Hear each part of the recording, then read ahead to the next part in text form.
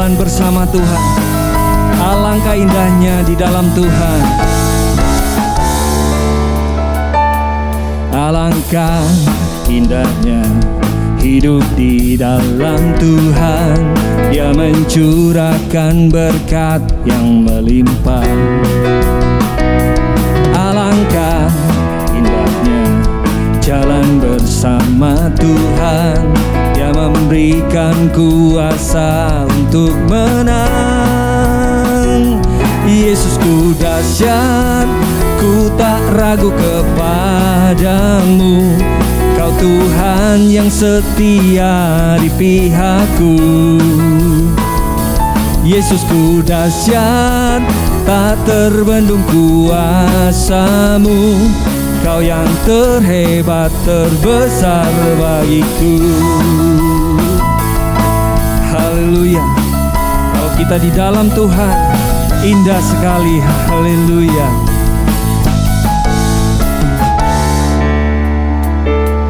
Alangkah indahnya hidup di dalam Tuhan.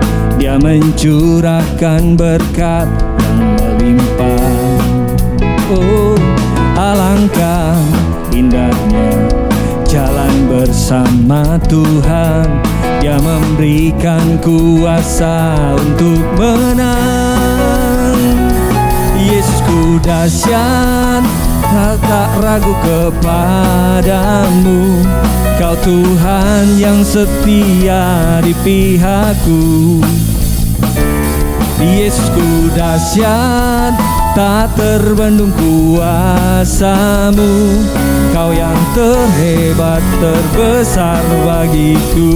Yesusku dahsyat, Yesusku dahsyat, ku tak ragu kepadamu. Kau Tuhan yang setia di pihakku. Yesusku dahsyat, tak terbendung kuasamu. Kau yang terhebat, terbesar bagiku. Kau yang terhebat, kau yang terhebat, terbesar bagiku. Kau yang terhebat, terbesar bagiku.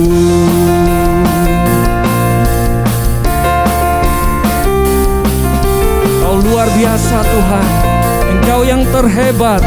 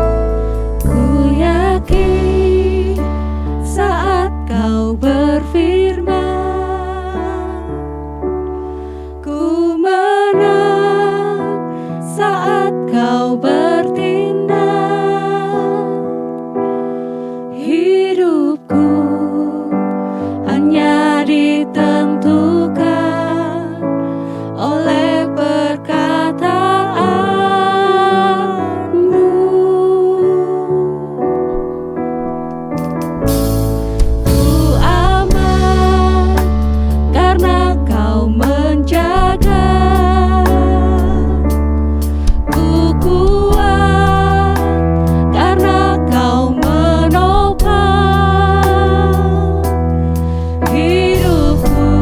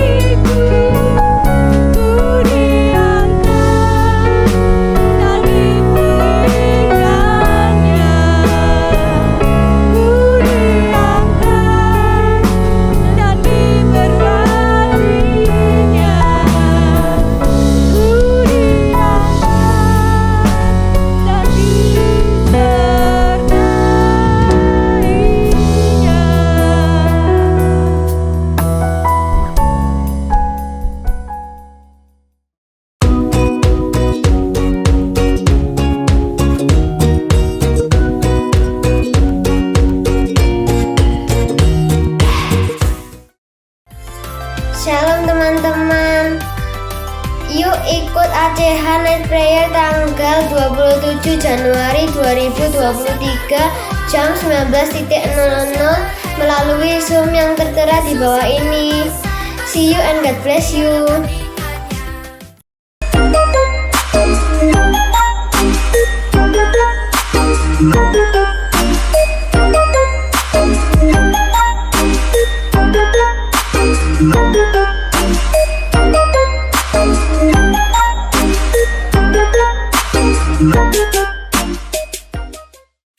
Shalom anak-anak, oleh kasih dan kemurahan Tuhan, kembali pada malam ini kita mendapatkan kesempatan untuk kembali beribadah dan mendengarkan firman Tuhan dalam ibadah Bible Study for Kids.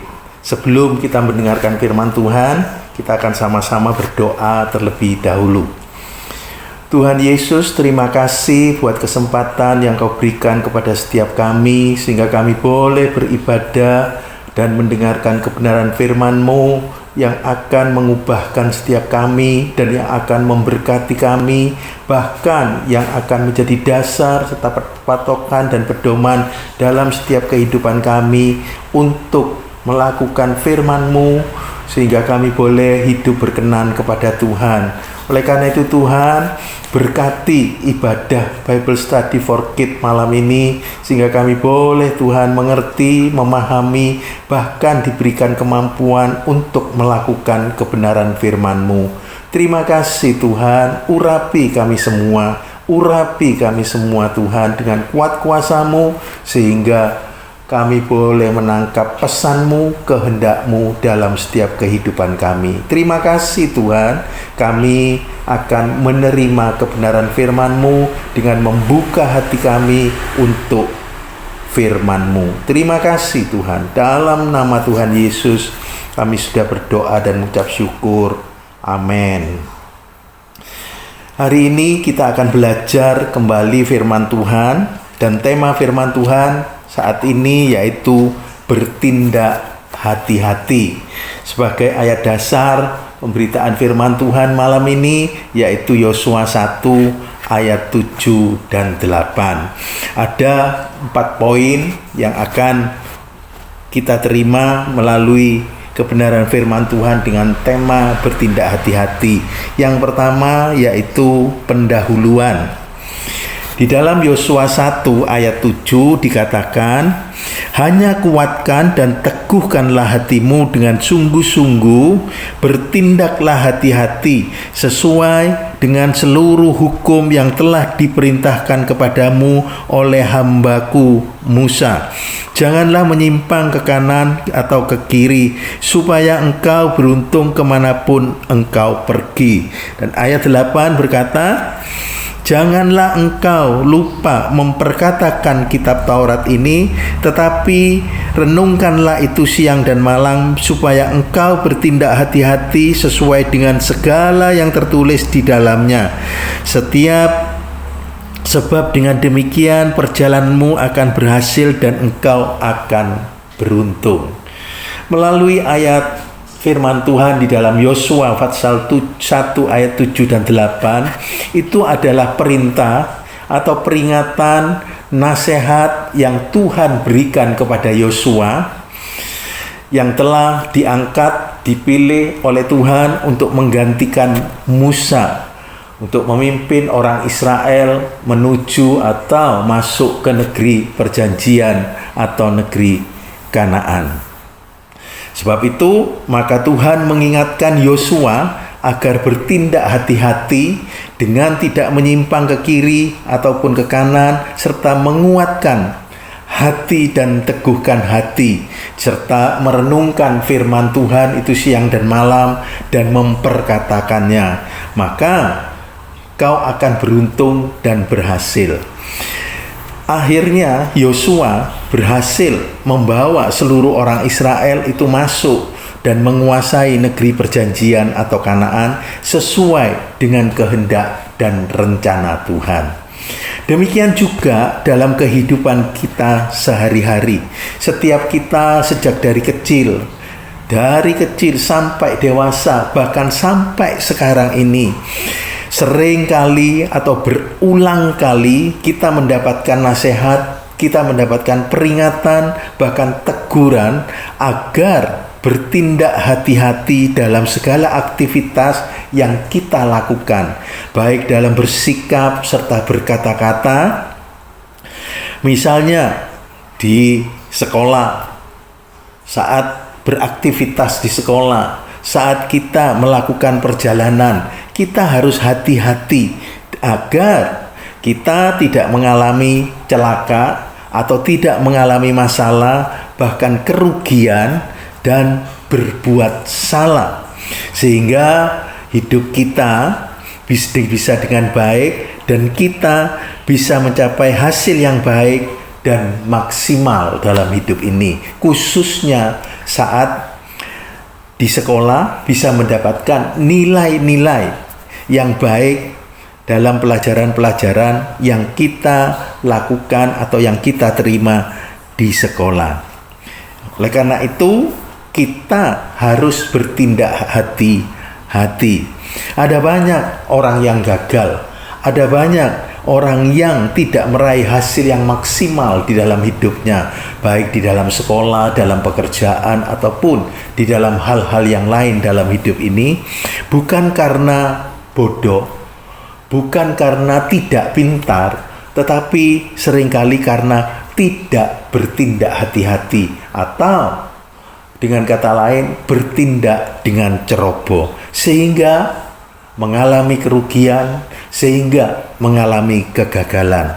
Maka dari itu, bertindak hati-hati itu sangat penting karena menentukan hasil, bahkan masa depan dalam kehidupan kita. Maka dari itu, sekali lagi katakan, bertindaklah hati-hati di dalam segala segi kehidupan kita. Kita masuk dalam poin yang kedua.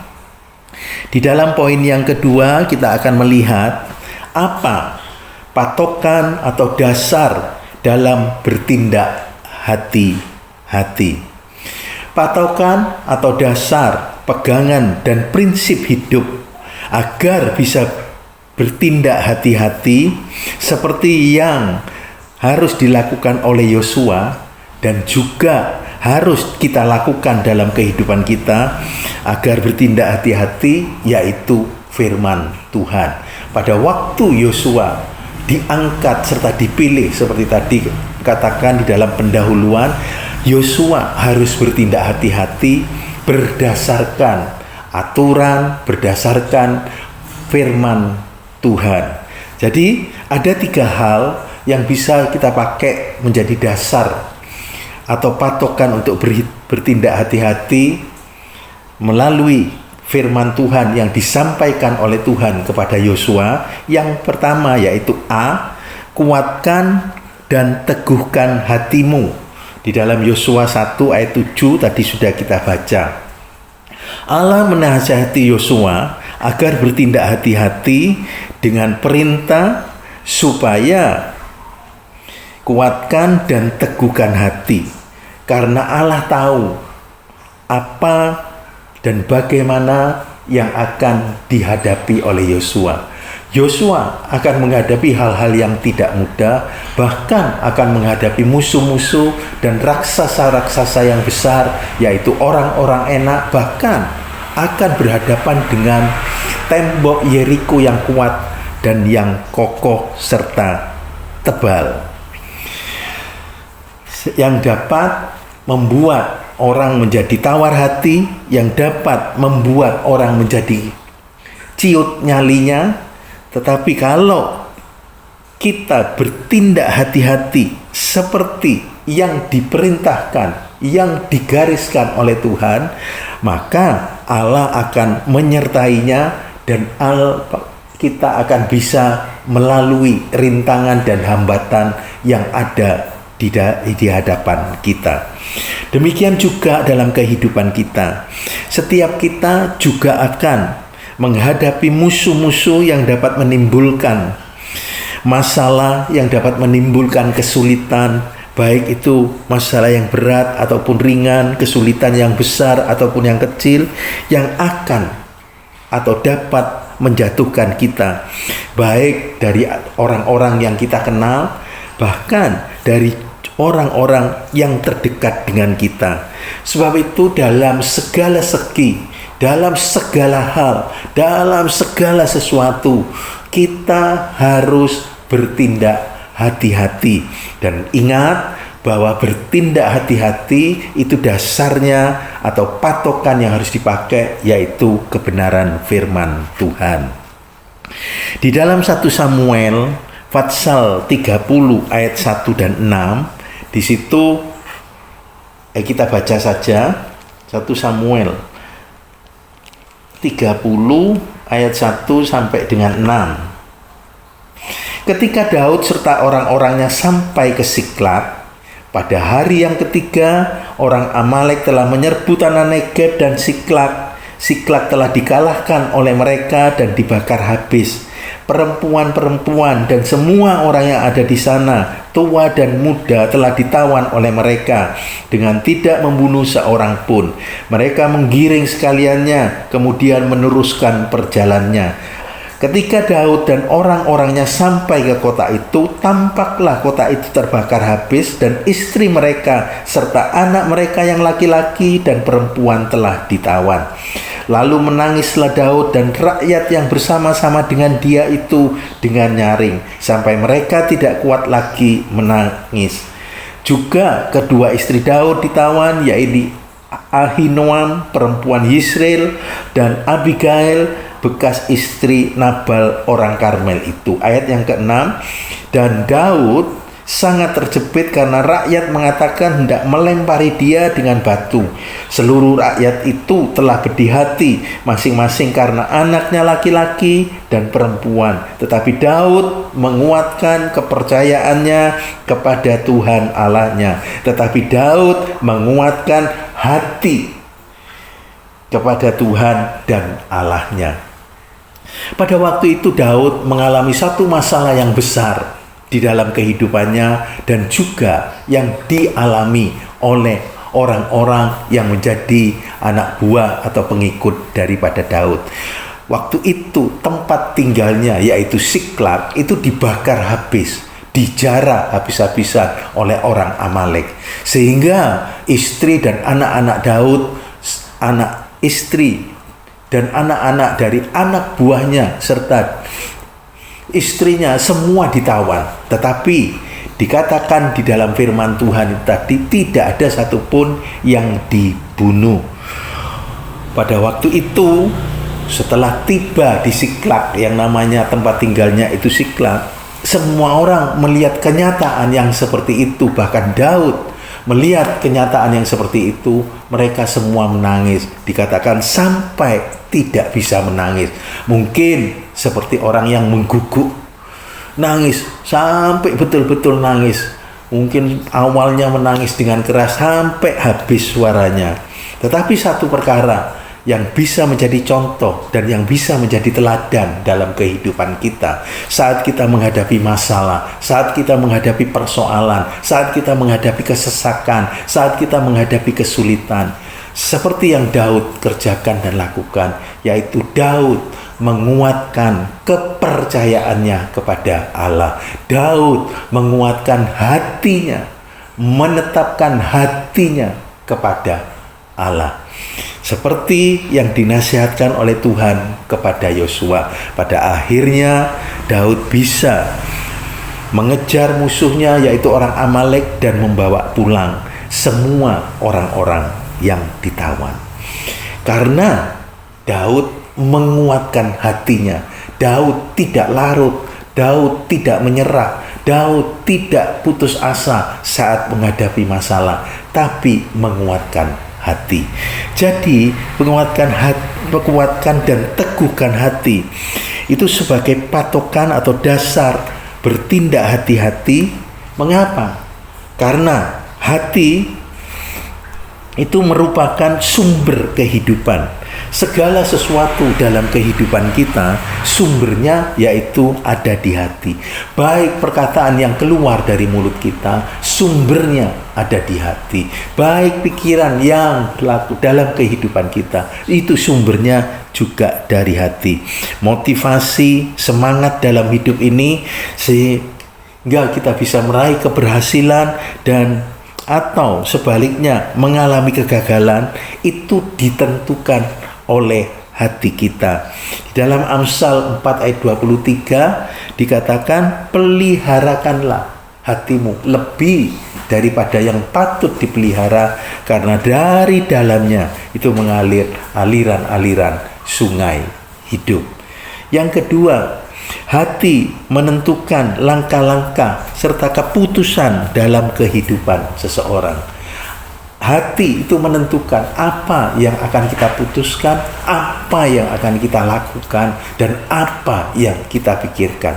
Dalam setiap kehidupan seseorang, hati itu sebagai penentu keputusan, bahkan keputusan dalam hidup seseorang. Jika hati kita tulus, jika hati kita itu bersih, maka langkah-langkahnya itu bersih dan juga tulus. Sebaliknya, jika hati kita busuk, maka langkah-langkahnya yaitu juga jahat dan licik.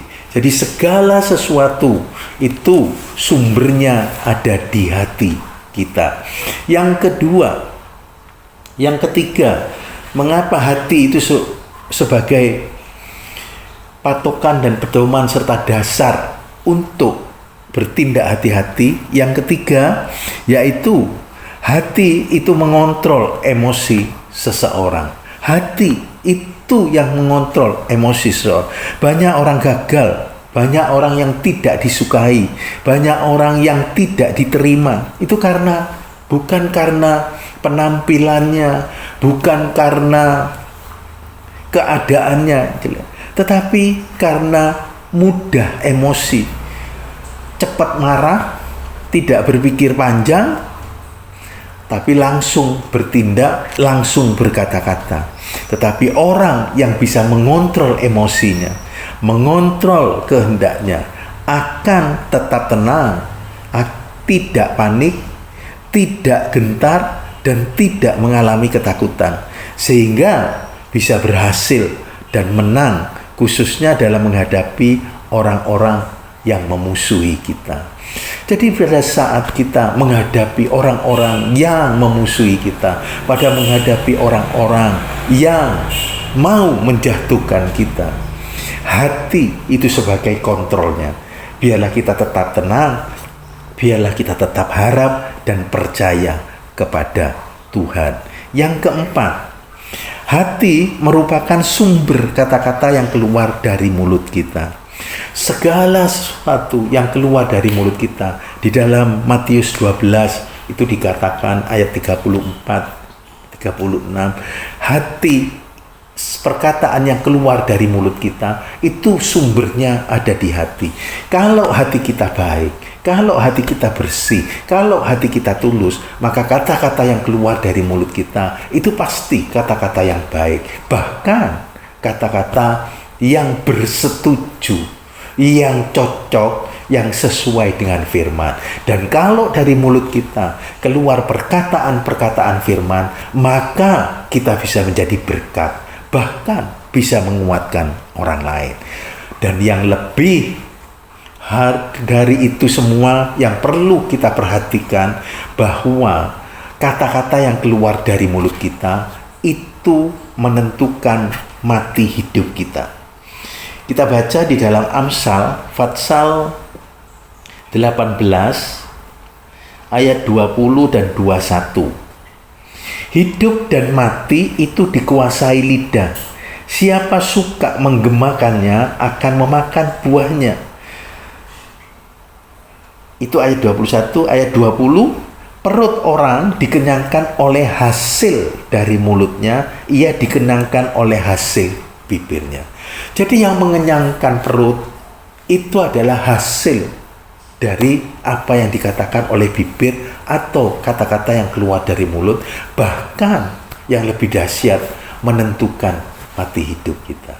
Kita harus menjaga kata-kata kita, mulut kita, hati kita, supaya yang keluar dari hati mulut kita itu adalah kata-kata firman. Sebab itu hati itu merupakan sumber kata-kata dan bisa dijadikan patokan atau dasar untuk kita tetap kuat dan teguh hati.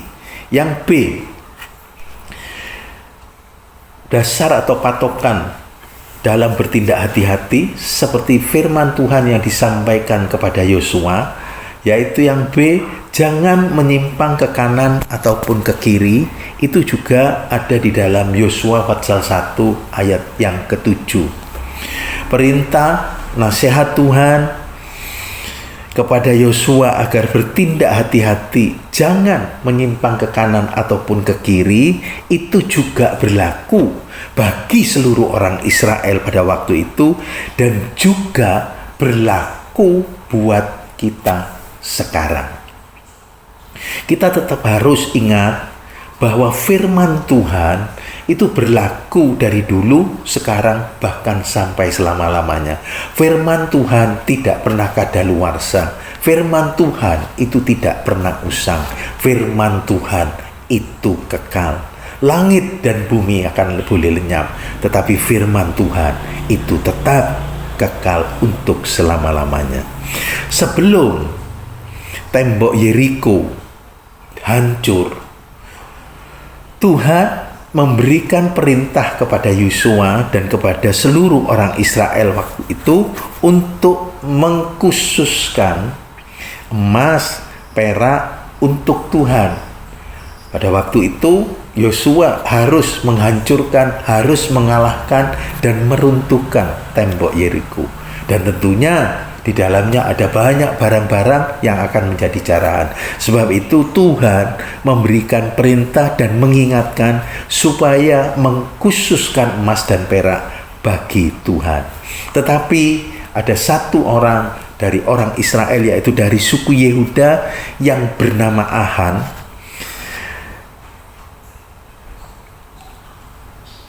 mengambil barang-barang yang dikhususkan bagi Tuhan, mengambil emas, perak, bahkan kain Babiloni yang indah saat negeri tembok Yeriko itu dihancurkan.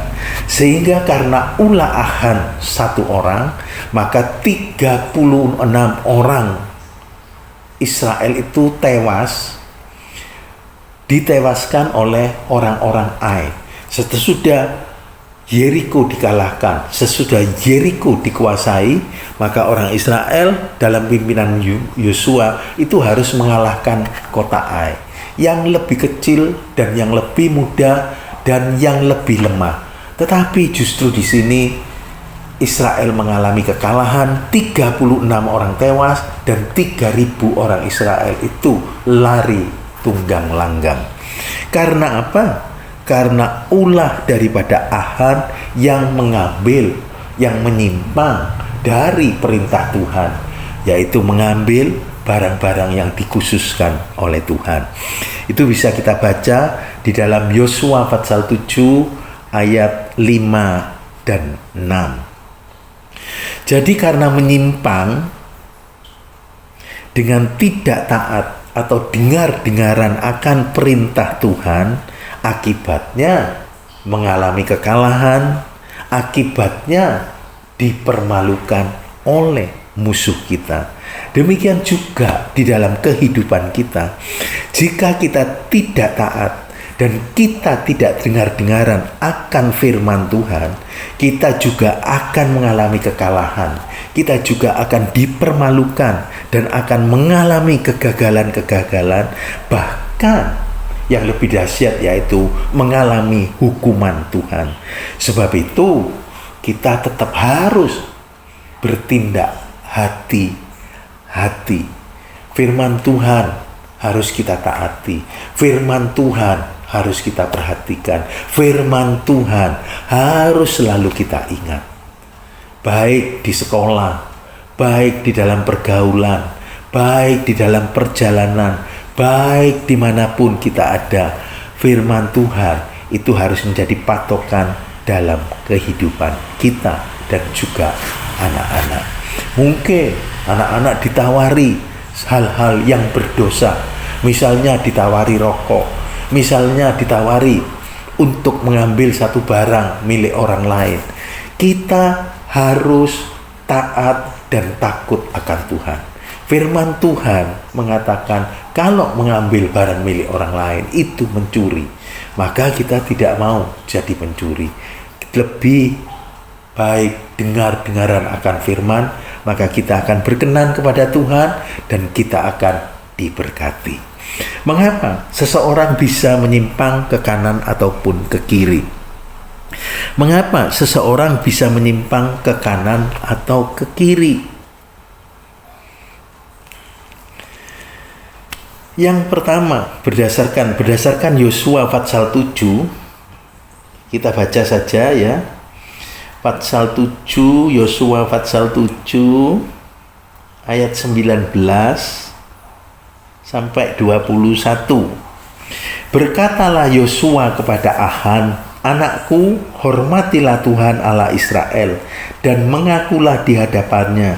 Katakanlah kepadaku apa yang kau perbuat, jangan sembunyikan kepadaku.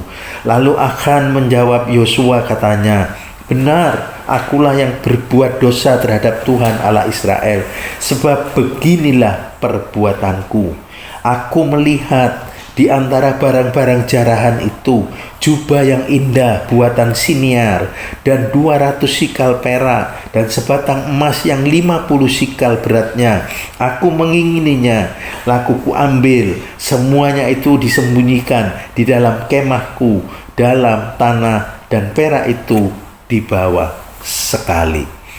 Jadi pada waktu Ahan mengambil barang yang dikhususkan oleh Tuhan, yaitu emas dan perak, bahkan ada kain dari Siniar atau kain dari Babylon, emasnya 50 sikal, itu kurang lebih 1 sikal itu 11,5 gram. Jadi kurang lebih 50 sikal itu 575 gram. Jadi sebetulnya tidak terlalu banyak, tapi justru karena perbuatannya ini Israel, umat Allah, mengalami kekalahan. Bahkan Ahan pada akhirnya akan mengalami hukuman Allah. Jadi yang pertama yang dilakukan oleh Ahan sehingga dia menyimpang, yaitu karena melihat itu berkaitan erat dengan mata kita. Kalau mata kita normal, mata kita bisa jelas melihat segala sesuatu, maka kita bisa melakukan segala aktivitas dalam hidup ini, dan kita tidak bergantung kepada orang lain. Dan juga dengan mata kita bisa melihat. Sebab itu mata itu dikatakan sebagai jendela dunia. Dengan mata kita bisa melihat segala sesuatu, baik yang jahat juga hal-hal yang baik. Waktu Ahan melihat emas, kerungsang emas dan kain Siniar itu, Ahan melihat, kemudian timbul dalam hatinya, yaitu ingin memiliki. Demikian juga dalam kehidupan kita. Kalau mata kita gunakan untuk melihat perkara-perkara yang tidak baik, perkara-perkara yang menjadi larangan daripada Tuhan, yang tidak boleh oleh firman Tuhan. Misalnya anak-anak suka melihat gambar-gambar pornografi, bahwa itu tidak boleh, itu jahat, itu akan merusak pikiran dan hatimu, dan itu akan merusak hidupmu, karena itu perbuatan dosa, dan itu adalah tawaran-tawaran iblis.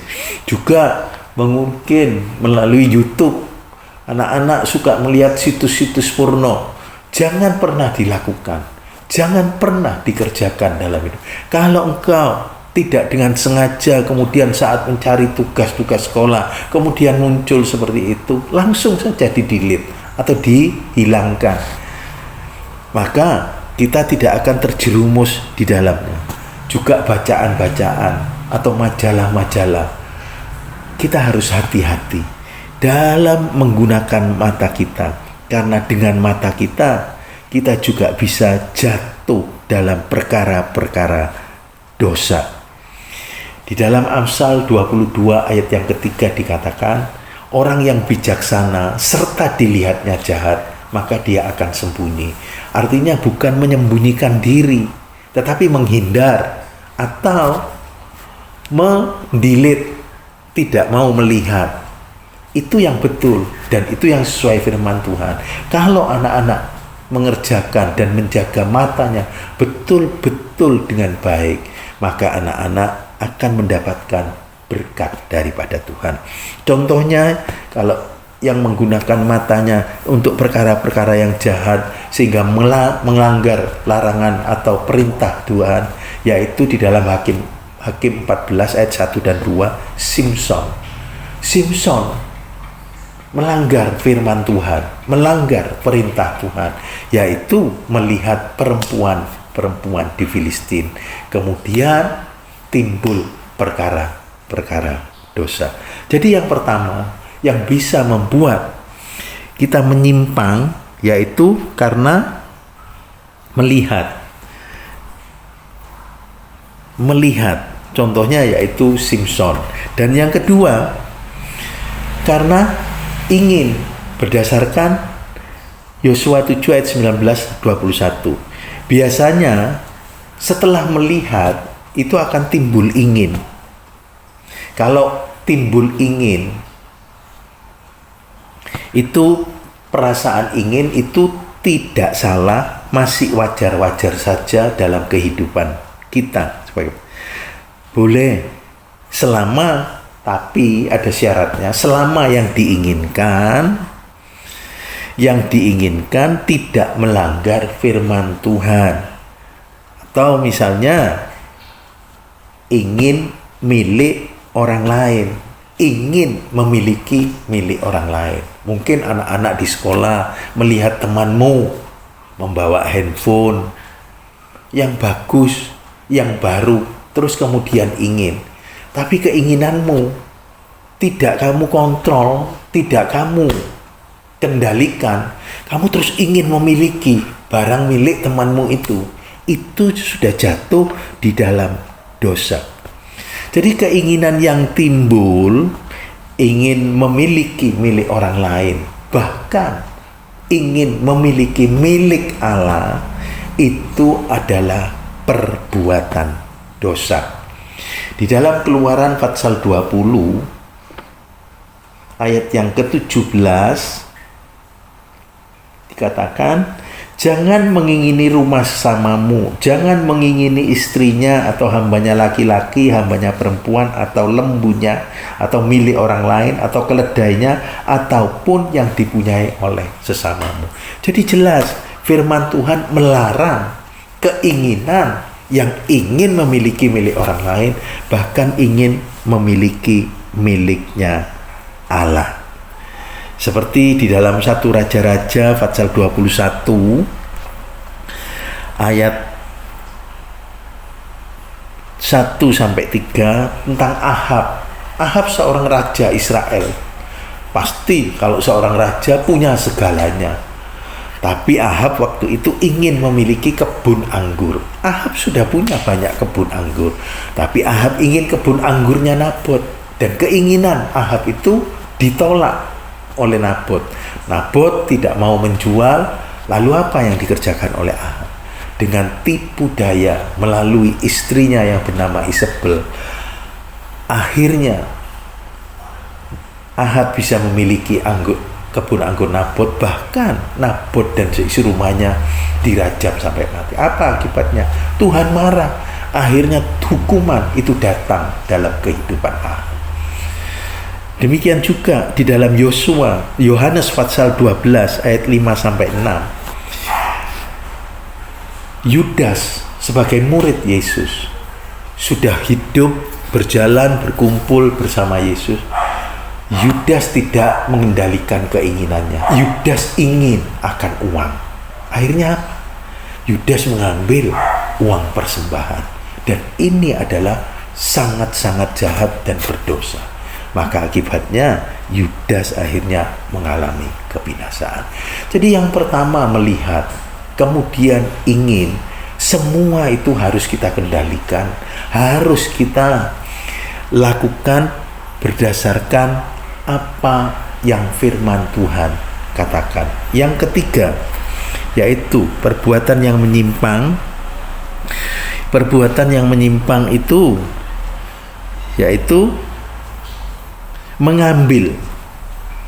Yang ketiga, setelah ingin menguasai hati, maka langkah selanjutnya akan melakukan tindakan mengambil.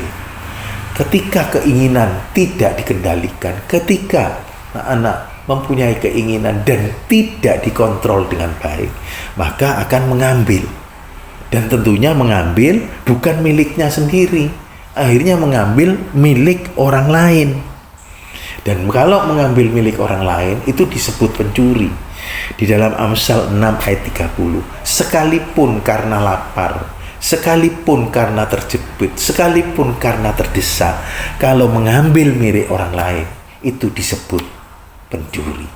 Jadi jangan pernah mengerjakan itu dalam kehidupan anak-anak. Akibatnya akan dihukum. Akibatnya akan dihukum. Terlebih lagi jika mengambil miliknya Allah. Apa miliknya Allah? Yaitu perpuluhan. Itu adalah haknya Allah. Itu adalah miliknya Allah.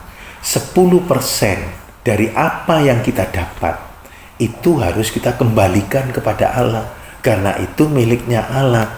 Di dalam Maliaki 3 ayat 10 itu dikatakan.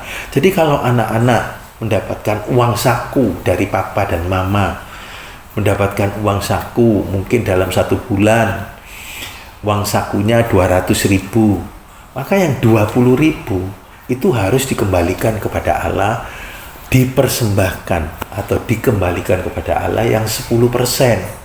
Maka Allah akan memberkatimu lebih dan lebih lagi. Bahkan papa mamamu, orang tuamu itu akan diberkati. Yang kedua, apa yang miliknya Allah yang tidak boleh diambil? Yang kedua yaitu pujian, hormat, dan kemuliaan itu adalah miliknya Allah yang tidak pernah diberikan kepada orang lain. Jadi jelas itu hanya semata-mata untuk Allah. Kalau anak-anak bisa mengerjakan sesuatu, bisa mengerjakan, mungkin punya kepandaian, mungkin punya skill dan punya kelebihan dari orang lain, jangan pernah berbangga diri. Jangan pernah menikmati pujian, menikmati kehormatan, kemuliaan karena kehebatanmu, karena kepandaianmu, karena kebisaanmu. Ingat bahwa semua itu adalah anugerah daripada Tuhan dalam kehidupan kita. Jadi yang layak menerima pujian, hormat, dan kemuliaan itu adalah Tuhan. Anak-anak harus mengembalikan segala puji itu bagi Tuhan. Orang yang seperti ini akan semakin diberkati dan semakin dipakai oleh Tuhan. Jadi yang ketiga yang bisa membuat orang menyimpang yaitu mengambil milik orang lain dan mengambil miliknya Allah. Yang keempat yaitu menyembunyikan. Setelah mengambil, langkah selanjutnya yaitu menyembunyikan. Mengambil terus menyembunyikan. Tentunya hal ini berhubungan dengan perkara-perkara yang tidak benar, perkara-perkara yang mengandung atau hal-hal yang perkara dosa, seperti hasil mencuri, hasil mengambil hak milik orang lain, ataupun korupsi. Itu akan disembunyikan. Karena apa? Takut ketahuan. Demikian juga seperti kena Ahan, mengambil barang miliknya, barang yang dikhususkan kepada Allah. Maka Ahan menyembunyikannya. Menyembunyikan itu di dalam tanah, di dalam kemahnya. Karena barang-barang yang bukan menjadi haknya, tapi menjadi haknya Allah, bahkan menjadi haknya orang lain. Sekalipun tidak ada yang tahu, sekalipun tidak ada mata orang yang melihat, tetapi ingatlah bahwa segala perkara mata Tuhan dalam segala situasi mata Tuhan itu melihat dan memperhatikan segala kehidupan kita. Terlebih kalau kita melakukan perkara-perkara dosa, mata Tuhan itu melihat.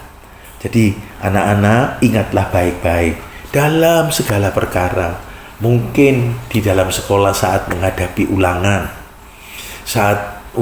terus kemudian kurang persiapan dan belum mungkin karena malas atau karena lalai sehingga tidak belajar, masuk dalam menghadapi ulangan sehingga tidak bisa menjawab. Jangan pernah mata ini, keinginan itu kemudian menyembunyikan kerpean atau buku atau apa di balik sesuatu yang bisa dilihat untuk menjawab soal yang dihadapi. Itu adalah dosa di hadapan Tuhan. Di dalam Amsal 5 ayat 21 mengatakan, "Hai anakku, karena segala jalan orang terbuka di depan mata Tuhan dan segala langkah orang itu diawasinya." Mata Tuhan itu tidak pernah tidak melihat segala perbuatan yang kita lakukan dan kita kerjakan dalam hidup. Sekalipun dengan sembunyi-sembunyi, mata Tuhan itu melihatnya. Jadi perbuatan ngerpek, perbuatan yang tidak baik, itu Tuhan melihat, sekalipun mungkin orang tuamu tidak melihat. Seperti contohnya di dalam 2 Raja-Raja 5 ayat 21 sampai 24, itu tentang Gehazi. Waktu Naaman datang ke Nabi Elisa dan sakit kustanya disembuhkan, Naaman mau memberikan persembahan atau memberikan cenderamata atau tanda kasih kepada Nabi Elisa, tapi semuanya ditolak. Waktu Gehazi melihat itu, timbul ingin. Kemudian Gehazi dengan otaknya dia berpikir, gimana caranya bisa aku dapat ya? Tuanku Elisa tidak mau menerima, sayang menurut Gehazi. Kemudian waktu Naaman pergi, dikejar oleh Gehazi dan dia berkata kepada Naaman berdasarkan atau memakai nama Elisa karena ada 2 muridnya yang datang dan perlu barang-barang yang dibawa oleh. Kemudian Naaman memberikan kepada Gehazi. Sesudah diberikan, maka oleh Gehazi disembunyikan. Elisa tahu persis apa yang diperbuat oleh Gehazi karena Tuhan yang memberitahukan kepada Elisa. Jadi jelas bahwa apapun yang kita kerjakan di dalam tempat sembunyi, kalau orang lain tidak tahu, mata Tuhan itu melihat. Biar ini menjadi patokan dalam hidup kita, anak-anak semua. Kalau melihat, kemudian timbul ingin mengambil dan menyembunyikan barang-barang yang bukan menjadi hak kita, khususnya yang menjadi miliknya Allah, jangan dikerjakan, lakukan. Karena pada akhirnya akan mengalami kebinasaan yang kekal. Yang C kita sekarang, yang C yaitu perkatakan dan renungkan firman Tuhan itu siang dan malam. Yosua pasal 1 ayat 8. Orang yang selalu memperkatakan dan merenungkan firman Tuhan siang dan malam, maka hati dan pikirannya itu akan selalu tenang dan akan ada damai sejahtera. Hidupnya tidak kacau, tidak kalut, sehingga segala sesuatu, segala sikap, tindakan dalam hidupnya akan selalu dicocokkan dengan firman Tuhan dan kebenaran. Maka segala hal yang dilakukan itu selalu dalam kehati-hatian atau bertindak hati-hati. Orang yang ada firman tidak akan berani, oh ini perkara dosa, tidak. Oh ini tidak boleh. Ya. Jadi ada kontrolnya dalam hidupnya sehingga tidak melakukan perkara-perkara yang melanggar firman. Firman Tuhan mengatakan bahwa firman itu kebenaran. Yohanes 17 ayat 17, sehingga bisa menjadi patokan, pedoman di dalam bertindak hati-hati, dan hidupnya akan selalu berhasil, bahkan selalu beruntung. Jadi ada 3 yang menjadi dasar atau hal dalam bertindak hati-hati. Yang pertama, kuatkan dan teguhkan hati, karena hati menjadi sumber segala kehidupan kita. Dan yang kedua yaitu jangan menyimpang ke kanan atau ke kiri, biarlah kita hidup seturut dengan apa yang kata firman Tuhan, maka kehidupan kita akan disertai oleh Tuhan dan kita akan mendapatkan berkat. Yang ketiga, yang C, yaitu perkatakan dan renungkan firman Tuhan siang dan malam. Maka firman Tuhan akan menjadi patokan, pedoman, bahkan menuntun kehidupan kita kepada segala kebenaran. Kita masuk dalam poin yang ketiga, yaitu bagaimana agar selalu dapat bertindak hati-hati.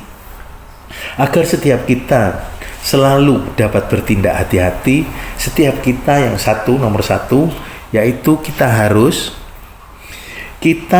harus selalu ingat akan pilihan dan panggilan Tuhan.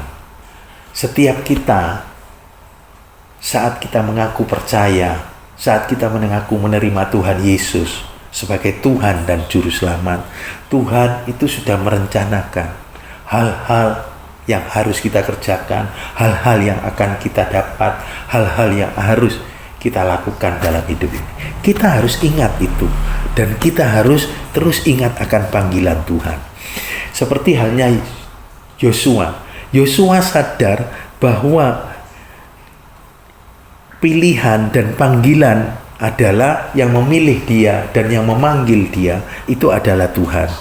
Juga dengan setiap kita, bisa jadi orang percaya bahkan dapat melayani Tuhan, itu semua karena pilihan dan panggilan Tuhan. Jadi yaitu kita harus menjadi garam dan terang, atau terang dan garam di dalam Matius pasal 5 ayat 14 sampai 16. Oleh karena itu kita harus terus berterima kasih. Kalau kita ada sebagaimana ada saat ini, kalau kita bisa jadi murid sekolah minggu, kalau kita masih bisa bersekolah, kalau kita masih bisa melayani Tuhan, kalau kita masih bisa mengikuti ibadah Bible Study for Kids, bersyukurlah, berterima kasihlah, ingatlah bahwa pilihan dan panggilan Tuhan. Yang kedua, bagaimana agar selalu dapat bertindak hati-hati? Setiap kita harus selalu menyadari kekurangan dan kelemahan kita.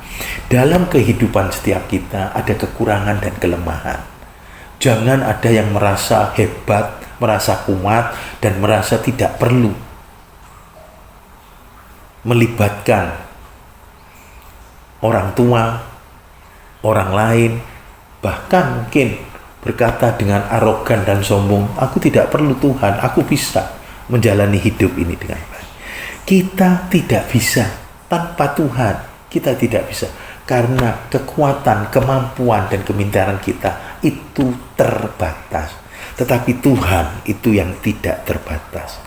Ya, jadi kita harus selalu ingat, menyadari akan kekurangan kelemahan kita, maka kita akan bertindak hati-hati. Dan kita akan terus mencari pimpinan dan tuntunan daripada Tuhan. Yang ketiga, setiap kita harus selalu menyadari akan kedahsyatan janji-janji Tuhan. Apa yang Tuhan janjikan, apa yang Tuhan katakan, itu adalah semua perkara-perkara yang dahsyat. Karena apa? Karena setiap perkataan yang keluar dari mulut Tuhan, setiap firman Tuhan yang kita mengerti, setiap firman Tuhan yang kita baca, setiap firman Tuhan yang kita pahami, itu mengandung perkara yang besar dan dahsyat dalam hidup kita, dan pasti digenapi.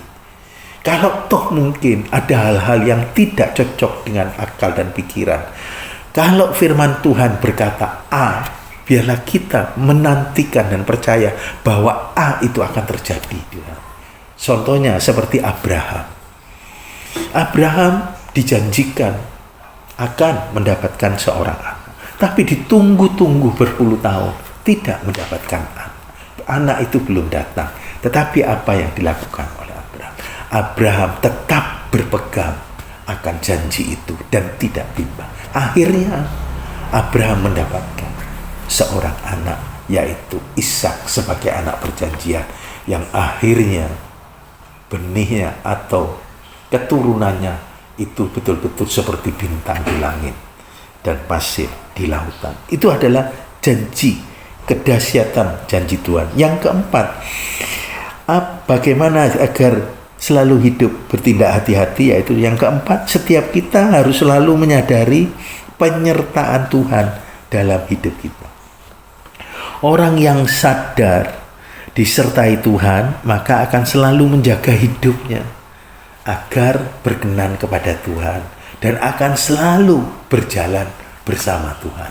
Kalau kita berjalan bersama Tuhan, kita akan aman. Kita akan selalu ada di jalannya Tuhan yang cocok sesuai dengan firman Tuhan.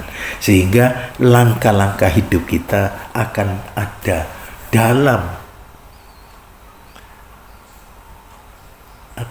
batasan-batasan firman Tuhan, sehingga kita tetap bisa tidak menyimpang ke kanan ataupun ke kiri. Jadi ada 4 dalam poin yang ketiga agar selalu dapat bertindak hati-hati. Yang pertama, setiap kita harus selalu ingat akan panggilan, pilihan dan panggilan Tuhan dalam hidup kita. Yang kedua, setiap kita harus selalu menyadari kekurangan dan kelemahan kita. Yang ketiga, setiap kita harus selalu menyadari kedahsyatan janji-janji Tuhan. Dan yang keempat, setiap kita harus selalu menyadari penyertaan Tuhan dalam hidup. Sekarang poin yang terakhir, yaitu apa dampak dari bertindak hati-hati dalam hidup kita. Orang yang bertindak hati-hati dalam hidupnya akan mendapatkan hasil atau mendapatkan dampak yang nyata dalam hidupnya. Yang pertama, akan hidup dalam keberuntungan. Apapun yang dikerjakan akan selalu berhasil karena selalu ada atau cocok sesuai dengan firman Tuhan. Orang yang mentaati firman Tuhan itu akan diberkati. Yang kedua, akan selalu hidup di dalam kebenaran dan disertai Tuhan. Kalau orang disertai Tuhan, itu akan melakukan perkara besar. Orang yang bertindak hati-hati akan selalu hidup di dalam kebenaran, yaitu dalam firman Tuhan. Yang ketiga, akan selalu hidup berkemenangan. Bahkan lebih dari pemenang dan pawai, mengalami pawai kemenangan di dalam kehidupan kita. Di dalam Roma 8 ayat 31, jika Allah di pihak kita, siapa lawan kita? Akhirnya artinya kita menang. Tetapi kita harus tahu syaratnya. Jika Allah di pihak kita, jika itu berbicara tentang syarat, syaratnya ya harus hidup dalam kekudusan dan kebenaran, harus percaya sepenuhnya kepada Tuhan. Yang Roma 8 ayat 37, lebih dari pemenang. Dan di dalam 2 Korintus 2 ayat 14 itu pawai kemenangan. Sungguh sangat dahsyat dan luar biasa kalau kita bertindak hati-hati, khususnya hidup bersama Tuhan. Pertama, akan hidup dalam keberuntungan, akan selalu hidup dalam kebenaran, dan yang ketiga akan selalu hidup dalam kemenangan. Kesimpulannya, yaitu dalam kehidupan ini setiap kita harus bertindak hati-hati. Kemana? Karena ada penyertaan Tuhan, sehingga hidup kita akan diwarnai dengan keberuntungan dan kemenangan secara terus-menerus. Demikian firman Tuhan. Kita akan masuk di dalam doa. Pahami firman Tuhan, kerjakan dan lakukan dalam hidupmu, dan bertindaklah hati-hati.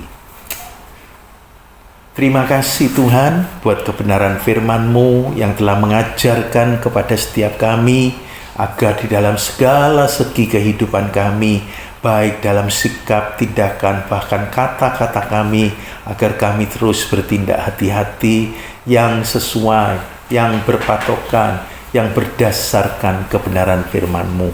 Maka kehidupan kami akan Engkau sertai, akan berkenan kepadamu, bahkan kami akan terus mengalami kemenangan-kemenangan di dalam kehidupan kami. Terima kasih Tuhan, terima kasih Tuhan. Kami percaya Engkau akan memberikan kekuatan, kemampuan buat kami untuk mengerjakan dan melakukannya, sehingga hidup kami ada di dalam penyertaan-Mu, bahkan terus ada di dalam firman-Mu. Terima kasih Tuhan, terima kasih Tuhan, terima kasih Tuhan. Kami juga berdoa buat para orang tua kami yang telah mendidik, membimbing, dan mengajar serta memelihara kami. Tuhan, Engkau berkati orang tua kami masing-masing, Tuhan, sehingga orang tua kami boleh mendapatkan berkat, dan juga khususnya berkat-berkat rohani, sebagaimana kami menerima berkat firman-Mu dalam hidup kami, sehingga kami boleh bersama-sama dengan orang tua kami hidup dalam kesehatian, kesepakatan. Maka Engkau ada di tengah-tengah kami, dan berkat-Mu akan mengalir di dalam kehidupan kami dan orang tua kami. Terima kasih Tuhan, terima kasih Tuhan. Angkat kedua tangan-Mu dan terimalah berkat, kasih daripada Allah Bapa, anugerah daripada Tuhan Yesus Kristus, pimpinan dan penyertaan Roh Kudus menyertai-Mu mulai dari sekarang bahkan sampai selama-lamanya, sampai Tuhan Yesus datang kali yang kedua. Terima kasih Tuhan. Dalam nama Tuhan Yesus kami mau terus bertindak hati-hati dalam segala segi kehidupan kami sesuai dengan firman-Mu. Yang percaya dan mau melakukannya katakan bersama-sama, amin.